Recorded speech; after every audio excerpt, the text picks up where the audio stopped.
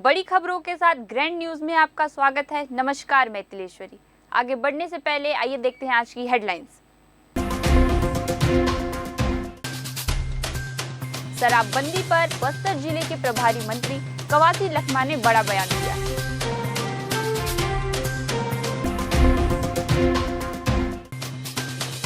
आज होगा बस्तर के गड़िया महोत्सव का रंगारंग शुभारंभ।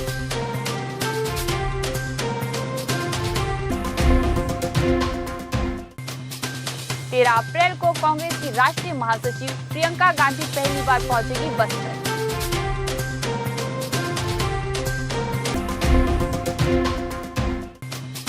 बेतहासा अवैध सागौन कटाई पर वन विभाग मौन।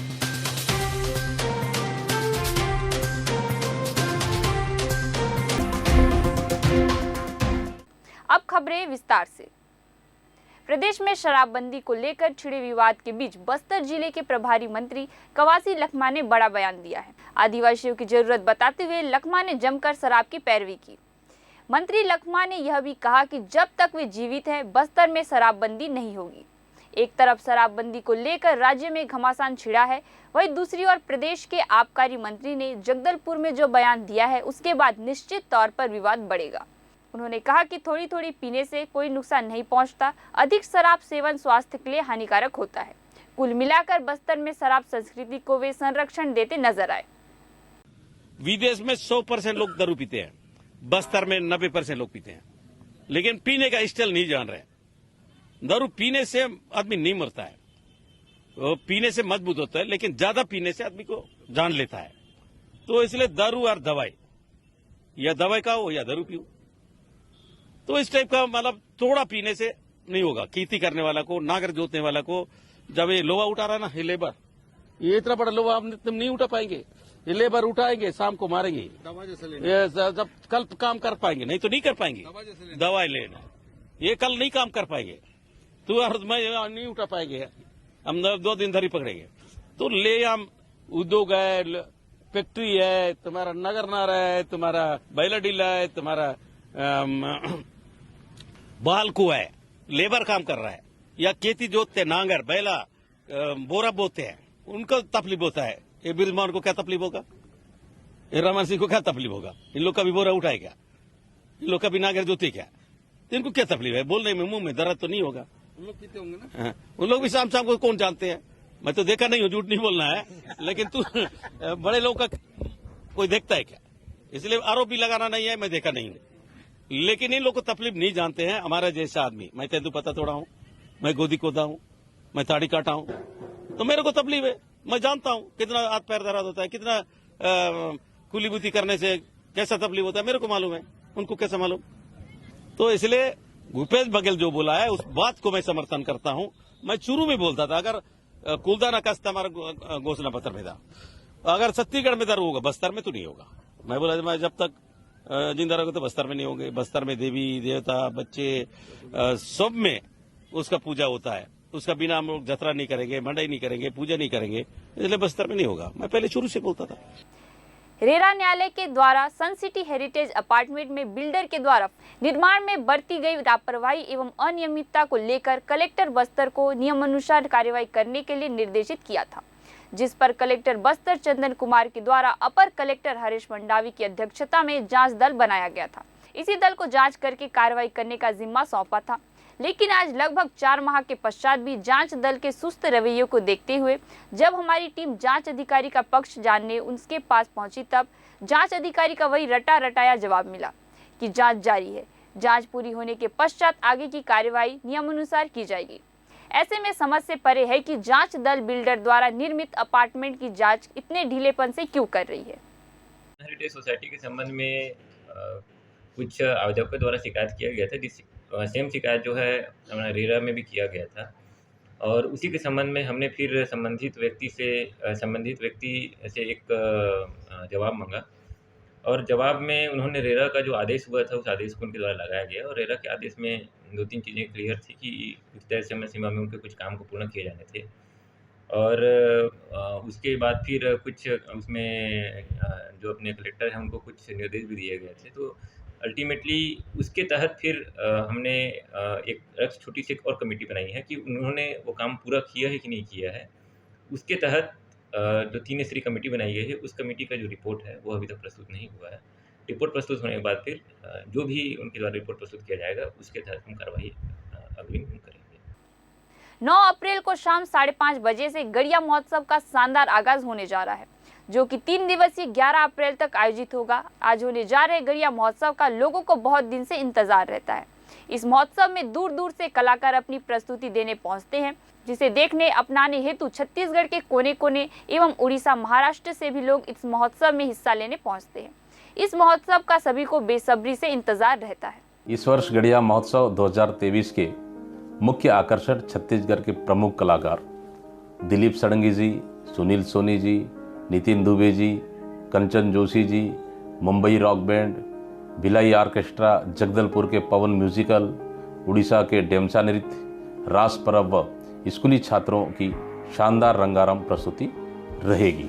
उक्त गड़िया महोत्सव में विभिन्न विभागों के करोड़ों रुपए के विकास एवं निर्माण कार्यों का भूमि पूजन किया जाना है। साथ ही महिला एवं बाल विकास विभाग के अंतर्गत 90 जोड़े मुख्यमंत्री सामूहिक कन्या विवाह होना है और साथ में विभिन्न विभागों के उत्कृष्ट कार्य करने वाले कर्मचारियों को प्रशस्ति पत्र देकर सम्मानित किया जाएगा। यह कार्यक्रम 9, 10, 11 अप्रैल को 3 दिवसीय आयोजित होना है। अतः आप सभी सम्मानित जन गड़िया महोत्सव के लिए सादर आमंत्रित हैं। कांग्रेस की राष्ट्रीय महासचिव प्रियंका गांधी 13 अप्रैल को पहली बार बस्तर पहुंच रही है। वे इस दौरान जगदलपुर के लालबाग में आयोजित होने वाले भरोसा सम्मेलन में शामिल होंगी। इस सम्मेलन में संभाग की आंगनबाड़ी कार्यकर्ताएं, सहायिकाएं शामिल होंगी। हाल ही में सरकार ने इनका वेतन बढ़ाया है, इसलिए प्रियंका इनसे मुलाकात कर सरकार के प्रति इनकी प्रतिक्रिया भी जानेंगी। रविवार को बस्तर के प्रभारी मंत्री कवासी लखमा ने पत्र वार्ता लेकर प्रियंका के बस्तर दौरे की जानकारी दी। उन्होंने बताया कि 13 अप्रैल को प्रियंका केरल से सीधे जगदलपुर पहुंचेंगी और यहां भरोसा सम्मेलन में शामिल होंगी। सम्मेलन में 1.5 लाख कार्यकर्ताओं के शामिल होने का अनुमान है। पहला बार बस्तर में बोरसा कार्यक्रम के शुरुआत हो रहा है। हमारा मेन कार्यक्रम, हमारा मुख्यमंत्री मुख्य अतिथि रहेंगे और मुख्यमंत्री के कार्यक्रम को देखने, बस्तर को सुनने और बस्तर के लोगों कैसा रहते हैं, दुनिया बस्तर को प्यार करता है। और छत्तीसगढ़ के लोग, बस्तर के लोग जब भी दिल्ली गए, प्रियंका गांधी को बस्तर का निमंत्रण दिया है। इसलिए उस कार्यक्रम में शामिल होने प्रियंका गांधी आ रही है। उसका दादी माँ आया, उसका पिताजी आया, उसका माँ आया, उसका भाई आया, ये नहीं आई थी बस्तर कभी। बस्तर के लोगों को नेहरू गांधी परिवार का प्यार बहुत है, इसलिए 1.5 लाख से 1.5 लाख लोग, 1.5 लाख से ऊपर आएंगे, बहुत अच्छा होगा। बस्तर वन विभाग के अंतर्गत आने वाले वन परिक्षेत्र करपावन के आश्रित ग्राम फरसरा के आसपास बड़े पैमाने पर हो रहे सागौन वृक्षों की अवैध कटाई पर प्रशासनिक चुप्पी कई सवालों को खड़े कर रही है। हमें सूचना मिली थी कि वन परिक्षेत्र करपावन के ग्राम फरसरा के आसपास के जंगलों से कीमती इमारती वृक्ष सागौन की बड़ी पैमाने पर अवैध कटाई हो रही है। सूचना पर संज्ञान लेते हुए हमारी टीम 18 मार्च को अपने कुछ पत्रकार साथियों के साथ कटाई स्थल पर गई। वहां हमने पाया कि 40 से 50 एकड़ के बड़े भूखंड में लगे जंगल में से सिर्फ सागौन वृक्षों की ही लगभग 150 से अधिक पेड़ों की कटाई हो गई है, जिसकी लकड़ियां उठा ली गई थी और केवल ठूठ ही शेष रह गया है। इतने बड़े पैमाने पर हो रही कटाई से वन अमला अनजान है। यह बात कई बड़े सवाल खड़े करती है।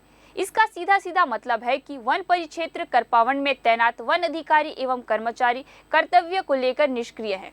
यहाँ इस अवैध कटाई के भ्रष्टाचार में कहीं न कहीं इनकी भी मिलीभगत है। दोनों की स्थितियां पर्यावरण और बस्तर के लिए अत्यंत गंभीर है। एक और जहां सरकारें प्रतिवर्ष देश में वन रकबा बढ़ाने एवं वनों को बचाने के लिए हजारों करोड़ रुपए खर्च करती है, ऐसे में बस्तर वन मंडल में कीमती वृक्षों की हो रही अवैध कटाई की भनक तक संबंधी अधिकारियों कर्मचारियों को न लगना उनके गैर जिम्मेदाराना व्यवहार को प्रदर्शित करता है। आज डीएफओ से हुई मुलाकात में उन्होंने कहा कि हमें जानकारी मिली है कि उस क्षेत्र में अवैध कटाई हुई है। जानकारी मिलते ही तत्काल हमने एसडीओ स्तर के अधिकारियों की एक जांच टीम गठित कर जांच करने के लिए कहा है, जिस पर जांच चल रही है और जो भी रिपोर्ट आएगा उससे आपको अवगत करा दिया जाएगा। अब देखना होगा कि करपावन परिक्षेत्र में पदस्थ वन अमले के गैर जिम्मेदाराना आचरण पर सख्त कार्रवाई होगी या नहीं।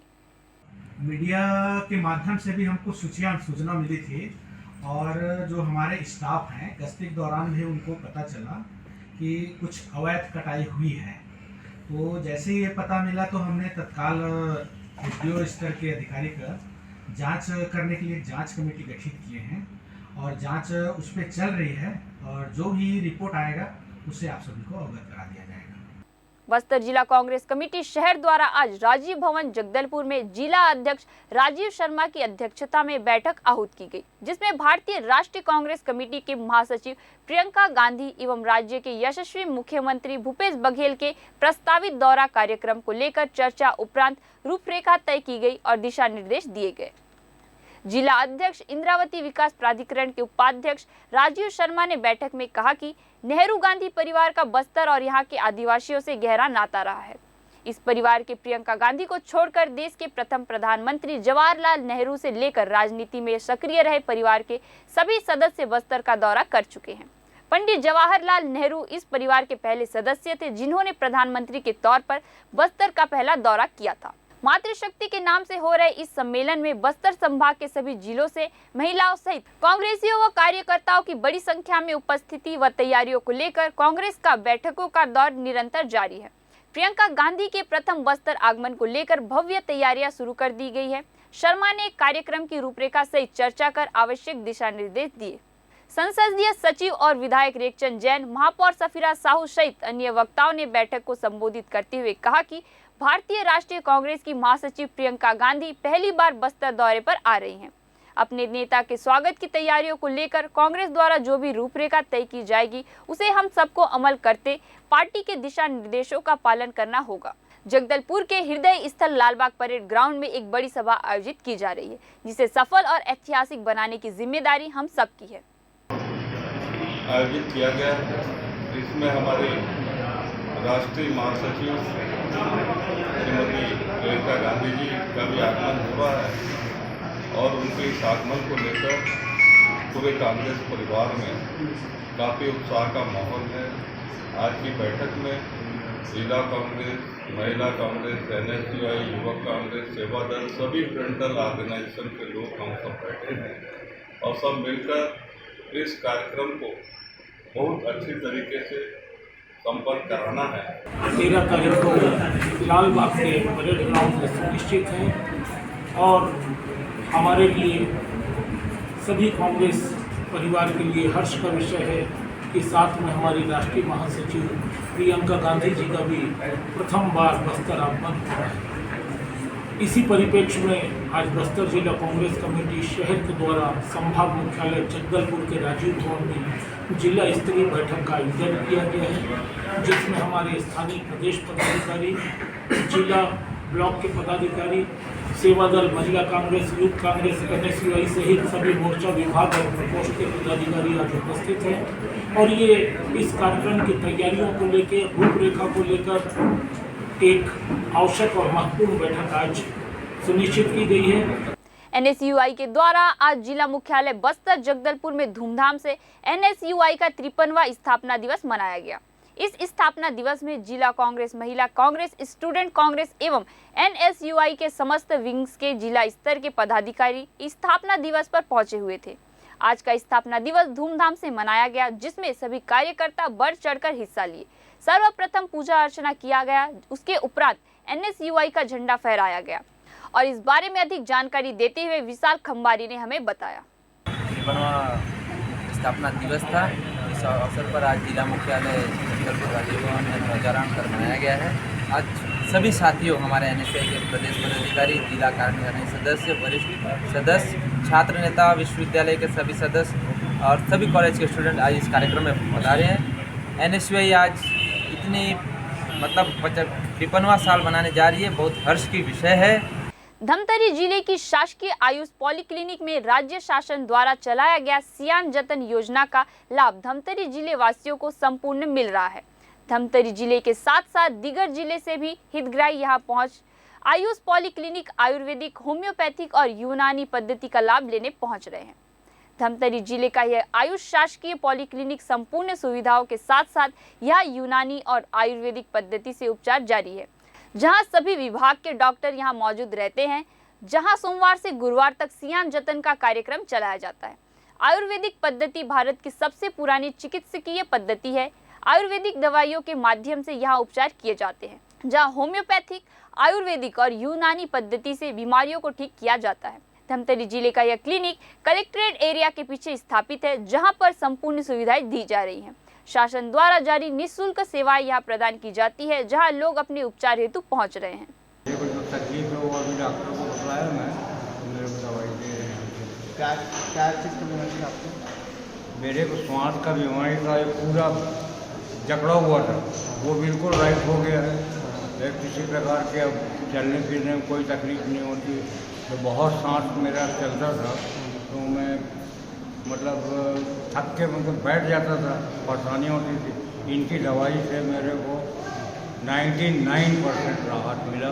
सभी विधाओं से यहाँ पे चिकित्सा की जाती है और आगे यहाँ चिकित्सा विस्तार के लिए निरंतर हम लोग प्रयासरत हैं। शासन की एक महत्वपूर्ण योजना जो कि सियान जतन के नाम से संचालित हो रही है, जिसमें आज मुख्यमंत्री महोदय का सीधा इसमें नियंत्रण और निरीक्षण रहता है कि हमारे प्रदेश के जो भी बुजुर्ग व्यक्ति हैं उनको चिकित्सा की हम श्रेष्ठतम सुविधाएं दे सकें।